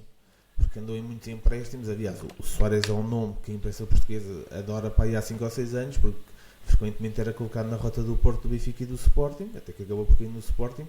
E a minha expectativa em relação ao Soares era muito mais fraca em relação àquilo que ele acabou por produzir. O Soares é um ótimo jogador, em termos normais, é titular do Sporting. Agora parece que há muitas questões extra-campo e extra-jogo que estão a afetar aquela cabeça e todo o ambiente que existe à volta do Soares e com os próprios adeptos do Sporting. E neste caso, com razão, parece que não sou partidário de assobiar um jogador da tua equipa, especialmente em casa, mas quer dizer, se aquilo que se diz é verdade, pá, o jogador também tem que ter respeito ao clube onde está. E a atitude dele próprio também, não é? Sim, à instituição onde está e aos colegas de equipa. Aquela segunda parte na Amadora também é muito fraca. Não entras na teoria de que ele se queria expulsar? Não entro na teoria que ele se queria expulsar ou que queria sabotar o Sporting. Para mim isso também não é por aí o caminho, mas percebo os adeptos do Sporting que inclinaram para aí, quer dizer, e não sendo, mais uma vez refiro isto, não sendo partidário que se assumiu um jogador ainda por cima em casa do próprio clube, mas quer dizer, tens de ter respeito ao sítio onde estás e àquilo que representas. Agora, é bom para o Sporting que o Ioannidis pegue, porque já se viu que esta questão do Soares vai ser difícil de descalçar. Só em relação ao Vitória, também vou ter que falar do Tony Strata. Não percebo como é que o Tony Strata, depois do final da época que faz o ano passado, quando pegou a sério, e aliás, era um jogador do Vitória que estava um nivelzinho acima dos restantes. Havia certa parte da época o Nelson Oliveira, depois desaparece o Nelson Oliveira, de onde nós pegávamos mais era efetivamente ali no Tony Strata, víamos um potencial se calhar para chegar a outros lados, de repente é suplente desta equipa, não se percebe, e quando entra foi claramente o melhor jogador do Vitória, ou se não foi o melhor, andou lá perto disso, porque contribuiu muito para as ações ofensivas do Vitória. O Maga, não desmereço o Maga, mas realmente o Tony Strata é melhor. Aliás, eu vejo o Tony Strata no tipo de clube, não, sim, com outro tipo de objetivos, porque o Vitória, para mim, sou dos melhores defensores do Vitória, é aqui, então acho que somos todos, mas em termos de objetivos, também não nos venham com dizer que o Vitória é uma coisa que não é, porque ganhou uma taça da Liga ano passado. Sem dúvida. Em relação ao Soares, não sei o que é que queres que eu aprofunde mais, porque acho que não podemos ir muito daqui. Acho que já disseste bem. Eu quero dar aqui uma nota sobre o Soares, que é, nós não nos podemos esquecer, porque os adeptos subiam. Eu acho que às vezes os adeptos em geral, e é isso que é o bonito do futebol também, tendem a ser bastante irracionais na sua abordagem, quer para o lado positivo, quer para o lado negativo. Mas nós não nos podemos esquecer que Luís Soares, em junho, fechou acordo com um candidato à presidência do Fenerbahçe. Isto é um tema importante. Eu acho que isto é pouco fechou. pegado. Rita, ele fechou. Mas Ou seja, ele não fechou com o Fenerbahçe. Não, mas o que o Luís Soares, Pedro, na altura, em nome da prudência, devia ter feito era: se tu ganhares, depois fala comigo. Mas quem disse isso foi um presidente a um candidato a um clube turco, não é? E que o Soares e o seu empresário não desmentiram, Rita. Isto é importante. Está bem, Não. podes-me dizer que se calhar eles falharam em não haver um desmentido em relação a É isso. porque se calhar havia um acordo mesmo entre o Soares e esse candidato. Não sei, quer dizer, eu acho. E se Mas não havia, o Sporting termina eu já com o falo. Soares. Estou a levantar dúvidas, que é, foi anunciado um acordo de um candidato a presidente. Se esse acordo existiu, é uma borrada monumental por parte do Soares e do seu empresário. Em terem o acordo, 2, em permitirem que isso saísse cá para fora. Terceiro, se não existiu, então tinham que vir comunicar na altura que não existia, porque não havia depois este ambiente bastante, na minha opinião, que até é legítimo, insustentável da parte do sportinguismo, dos adeptos sportinguistas para com Soares, e esta celeuma que se nota que existe neste momento, entre a estrutura do Sporting, a equipa técnica e Luís Soares. Eu acho que isto aqui podem negar o que quiserem as conferências de imprensa. É inegável que alguma coisa há de ter acontecido entre o Soares e o Sporting. E isso nota-se. Segue. Olha, eu tenho uma opinião um bocadinho diferente. Talvez um bocadinho mais racional, mas também a forma como vejo as coisas normalmente. Eu não entendo porque é que o Luís Soares tem que ser assobiado em Alvalade quando entra e durante o aquecimento. Eu não sei o que é que o Luís Soares, tirando uma má entrada no jogo frente à Reboleira, frente ao Estrela, em que claramente entra com a cabeça no outro lado, eu não sei o que é que o Soares fez, efetivamente, para ser assobiado pelos adeptos. Soares apresentou-se no dia que tinha que apresentar, fez a pré-temporada quando tinha que apresentar, depois de ter um Mundial em que, participou e tal, publicamente, tirando aquilo que vem nas notícias, e eu faço parte integrante dessas notícias, não dessas que falam do Luís Soares, mas da comunidade que escreve notícias, tirando o que vem nas notícias, eu não sei o que é que os adeptos viram em Luís Soares que lhes permite, no primeiro jogo em casa, assobiar o melhor jogador da temporada passada. Se esta conversa, partindo do princípio que esta conversa já nem ia por essa do Fenerbahçe, isso parece aquelas promessas eleitorais dos anos 2000. Exato. Mas da conversa do treino, para mim é muito grave. Mas mais uma vez, estamos a subir ao quê? O facto do Luís Soares ter saído do treino supostamente mais cedo e que se revoltou, não sei o quê, que o próprio Rui Borges veio dizer que não é assim, não sei o quê. Eu não estou a dizer que eu sou crédulo ao ponto de achar que aquilo não aconteceu daquela forma. O que eu acho é que isto acontece 70 vezes, se calhar, durante um treino numa temporada. Vão-me dizer, o Soares é um jogador intempestivo. Sei de coisas, se calhar, de treinos do Sporting muito mais graves do que aquela que vieram para fora. Sei. Agora, as pessoas não... Ou seja, eu acho é que está-se a embarcar, e os adeptos do Sporting estão a entrar no erro de embarcar num barco que não é deles e que não devia ser deles e que, no limite, deveriam estar ao lado, não é do Soares, é da equipa.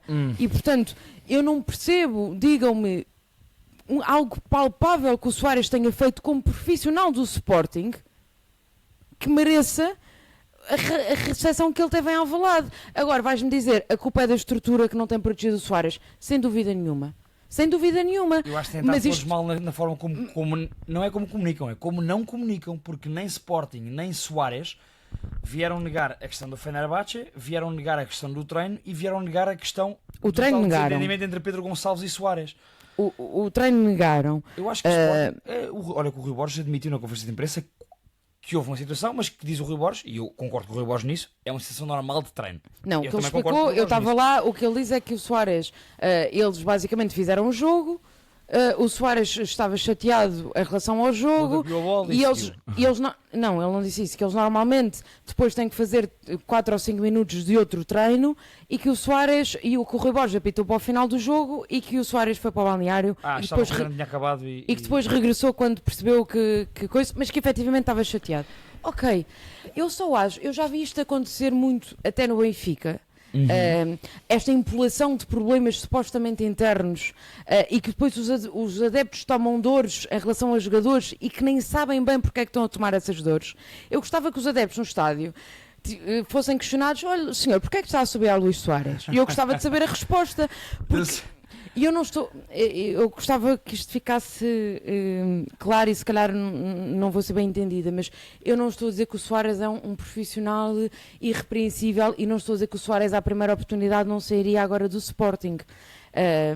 Eu estou a dizer é que efetivamente, tendo em conta o que o Soares fez na temporada passada e aquilo que ele demonstrou já este ano, não há nada palpável que se possa pegar de ponta da forma absurda que foi. Sair de um treino mais cedo não é razão para um estádio assobiar jogador, não é? Não achas que... Desculpa, conclui. Não, ou seja, acho que é um jogador problemático, acho que é um jogador que o Sporting vai ter questões mais à frente ainda maiores se não resolver o caso. Disse a semana passada, e volto a dizer, que acho que o Rui Borges não é o treinador certo para resolver este tipo de problemas. Não é. Não é um treinador que me pareça do lado de fora socialmente ligado aos jogadores. Esse é um ponto muito importante. Para resolver esta questão. Agora, acho que houve um exagerar desta situação ao longo da semana, mais rapidamente o Rui Silva tinha que ser assobiado do que o Luís Soares. Mas o Rui Silva cometeu um erro no jogo. 2. E o Luís Soares? Não, repara, a questão é que nós sabemos que no ano em que estamos, na época em que estamos, não estou a dizer desportiva, estou a dizer socialmente, as impressões são muito importantes. E tu fizeste uma boa analogia com alguns casos que o Benfica teve. E se o Benfica comunicou muito mal, muitas vezes por omissão, nessas situações, por exemplo, em relação a jogadores como Rafa e como Pizzi, o Sporting agora também comunicou muito mal. O próprio Soares, desde o início, o Soares só na questão do Fenerbahçe, o Soares disse o Entourage, naquela questão. Do candidato ao Fenerbahçe, nem sequer do Fenerbahçe, do candidato. Isso foi durante o Mundial, não foi? Ou foi antes do Mundial? Foi ali naquela fase, é verdade. Foi Sim, isso senhor. que a época acabou. Mas o Sporting agora... O Sporting e Rui Borges. Vou dar um exemplo, e não sou viúva de Amorim. Ruben Amorim, numa conferência de imprensa, tinha matado logo esta questão e Soares era aplaudido no jogo de Alvalade. Não tenho dúvida nenhuma aqui sobre isso. Está bem, mas aí voltamos ao ponto... como teria comunicado sobre o assunto. Por isso é que eu estou a dizer, eu acho que os adeptos do Sporting têm que ter um bocadinho mais de cabeça, respirar 3 vezes fundo e não se deixarem ir. Pá, a equipa está mal, vem do empate na primeira jornada e a primeira coisa que fazem é assobiar o melhor jogador da temporada passada. Isto não faz sentido. Eu percebo-te, mas é a irracionalidade do futebol, particularmente, Rita, quando, volto a dizer, quem tem as responsabilidades, neste caso, jogador, mais para trás, e agora neste momento Rui Borges e o Sporting enquanto estrutura, tinham que ter comunicado melhor isto. E não é por omissão, não é estarem em silêncio, não é estarem para canto. É virem clarificar o que está a passar com Soares, ou neste caso o que não se está a passar com Soares. Eu acho que os adeptos compreenderiam se houvesse um comunicado da direção do Sporting e se Rui Borges na conferência de imprensa despachasse o assunto com clareza, como, volto a dizer, Ruben Amorim fez durante muitas vezes, com casos até, e tu já disseste isso, com casos até piores. Parece-me.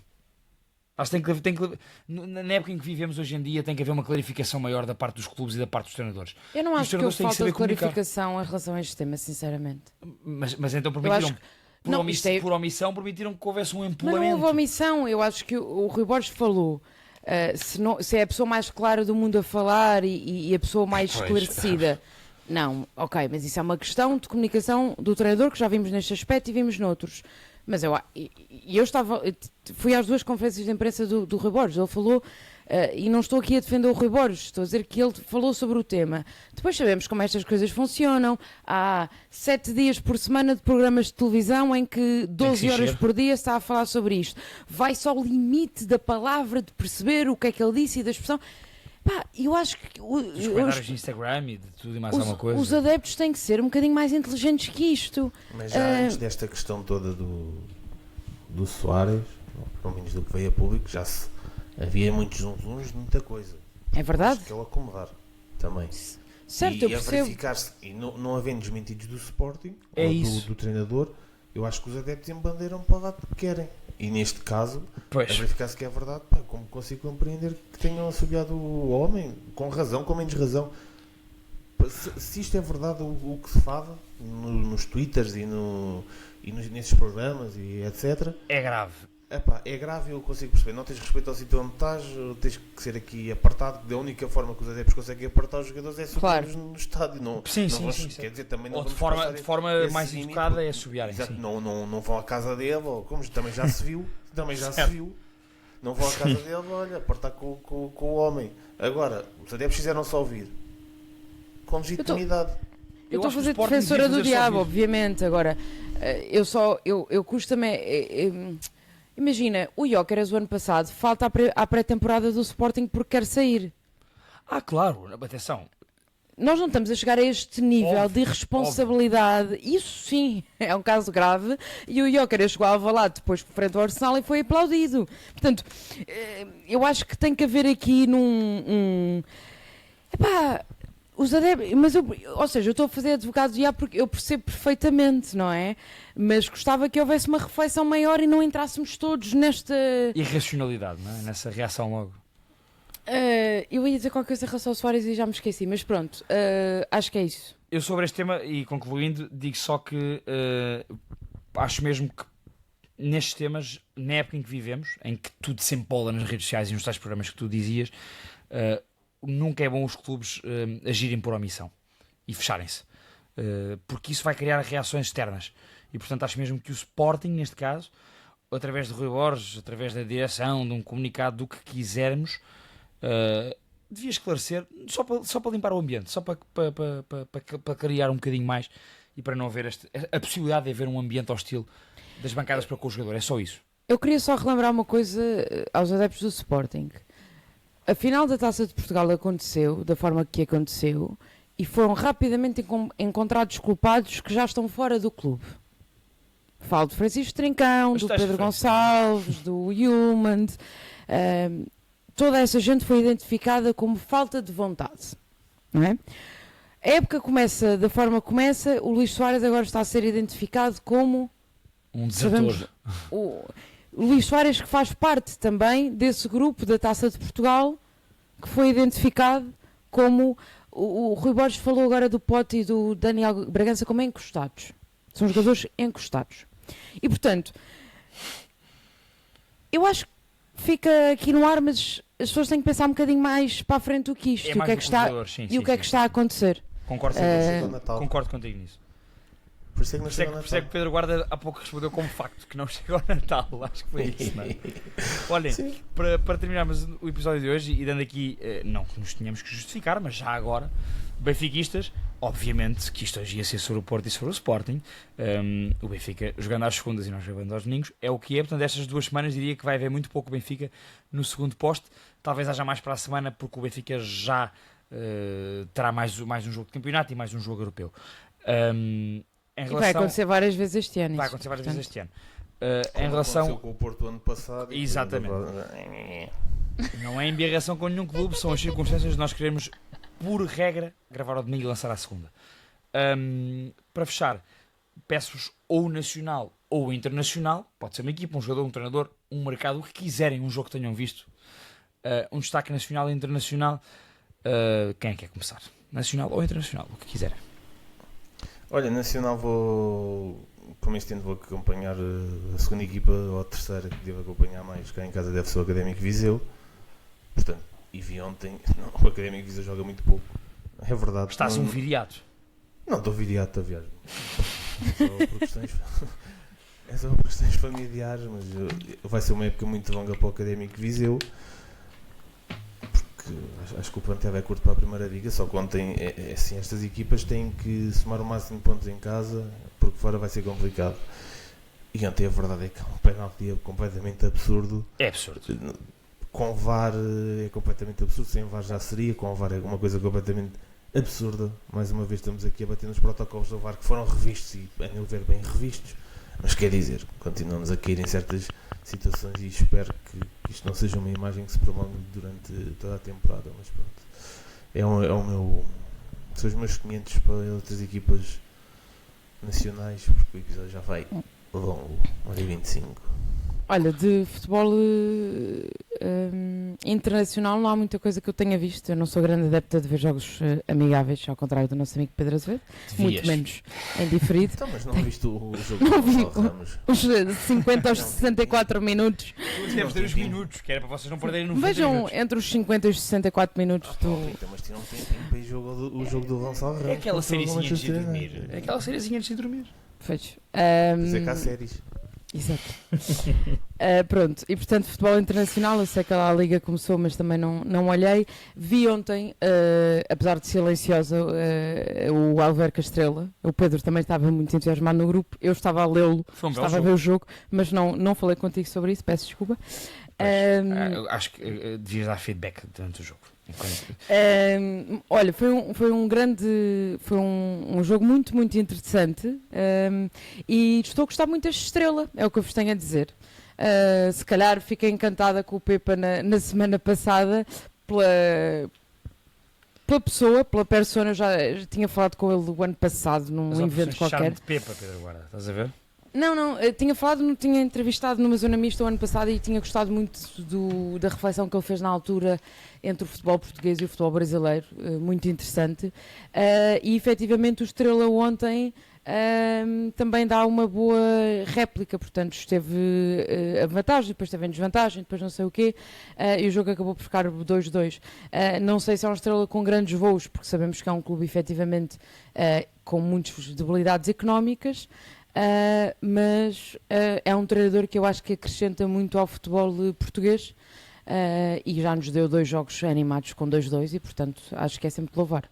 Olha, eu corroboro o destaque nacional da Rita e pelo jogo em si, mais do que o Estrela. Acho que sim, acho que o Estrela vai ter uma época... Aliás, eu considero o Estrela como uma das surpresas para esta época, este Estrela de Pepa, mas o jogo em si e a intenção de Pepa no Estrela naturalmente, mas também a intenção do Sérgio Ferreira no Alverca. E portanto parece-me que são 2 treinadores e 2 plantéis que esta época vão nos dar bons jogos, que vão nos entreter de forma positiva. Tenho para mim que se o Chiquinho não faz aquela borrada ontem, talvez o Alverca ainda conseguisse tirar outra coisa do jogo, porque de facto não só o Estrela mas também o Alverca têm qualidade individual e coletiva, ou seja, já se vê ali mão dos 2 treinadores coletivamente e há qualidade individual para serem 2 equipas que nos vão entreter e que se calhar vão, acho eu, pelo futebol que praticam, andar mais distantes da luta pela manutenção e se calhar mais confortáveis para poderem explanar o seu futebol.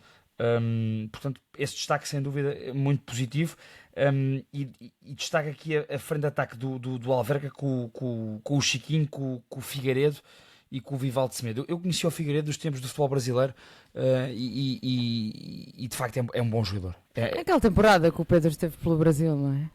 Não, como vocês sabem, eu tenho uma das minhas taras felísticas é acompanhar futebol sul-americano. E portanto acho que estes 3 vão dar muitas alegrias ao Alverca. A nível internacional, pronto, vou pegar naquilo no que vocês gozaram comigo, que é, fiquei satisfeito depois de 3 jogos em que o AC Milan de Ruben Amorim não venceu na pré-época, e a pré-época vale o que vale, mas fiquei satisfeito, claro, pela vitória ao Man United. É uma chapadinha de luva branca, não é uma chapada, mas é um encostozinho de mão de luva branca, até pelo vocês não sei se têm noção disto, mas pelo barulho que estava a fazer nas páginas afetas ao Man United e na imprensa britânica sobre este jogo. Havia uma grande vontade do United de vencer o Milan, neste caso vencer o Ruben Amorim. Levaram 4. E levaram 4 de uma equipa que demonstrou no jogo de ontem, neste jogo amigável contra o United em particular, não, jogos amigáveis não existem, demonstrou alguns automatismos já do sistema tático de Amorim e do modelo de jogo de Amorim. Agora, falta muita qualidade individual a este AC Milan, vamos ver se ainda, porque é que ainda acontece neste mercado. E nesses automatismos quero destacar 2 jogadores que são Chukwueze e Gonçalo Ramos, que é bom haver uma parelha que combine, e isso notou-se no jogo de ontem, e um 9 como Gonçalo Ramos, para qualquer equipa no mundo, na minha opinião, mas para este Milan... Para uma seleção. Acho que para uma seleção, obviamente, para a seleção portuguesa, como é óbvio, como eu digo isto há muito tempo, ou nós, se quisermos, mas acho que o Gonçalo Ramos casa muito bem com o Amorim e com o Milan, e acho que o Milan e o Amorim casam muito bem com o Gonçalo Ramos, por todo o contexto. Ele tem movimentações de excelência ontem, sem bola, com bola, no momento defensivo na pressão, no momento ofensivo em apoios frontais e em tabelinhas. É de facto um belíssimo jogador, e depois tem aquele faro de golo dentro da área. Portanto, queria dar este destaque internacional / nacional, porque acho que o Gonçalo Ramos e Amorim vão casar muito bem no AC Milan. E acho que fechamos aqui este... Não tem muita graça que o Amorim agora está a treinar o Modric. Imensa. Tipo as coisas da vida, não é? Eu acho que ele nunca na vida pensou... Olha, mais do que pelo Amorim é pela longevidade do Modric, que é impressionante. Não, sem dúvida alguma, mas é tipo, de repente... Sim. Enfim, é isto. E não tem graça que um plantel, se calhar com menos qualidade individual, se adapte melhor ao modelo de jogo de Ruben Amorim. Vamos ver. Vamos ver. É um 4-2 ao United, num jogo particular. Vamos ver o que acontecerá com esta AC Milan, claro, obviamente. Acho que fica feito, malta, este episódio 2 da temporada 6. Deixo o repto, porque vamos fazer isto mais vezes ao longo da época, e buscar os comentários do YouTube e do Spotify para nos ajudarem também no seguimento do nosso episódio. Portanto, comentem, quer no Spotify, quer no YouTube, subscrevam, partilhem com os vossos amigos. Esta semana, e não é por embirração com o Benfica, não falámos do Benfica. Isto vai acontecer ao longo da época. Portanto, malta, um grande abraço a todos aos adeptos de todos os clubes. Para a semana estamos de volta com mais um segundo poste e vocês já sabem, durante a semana comentem, subscrevam e partilhem.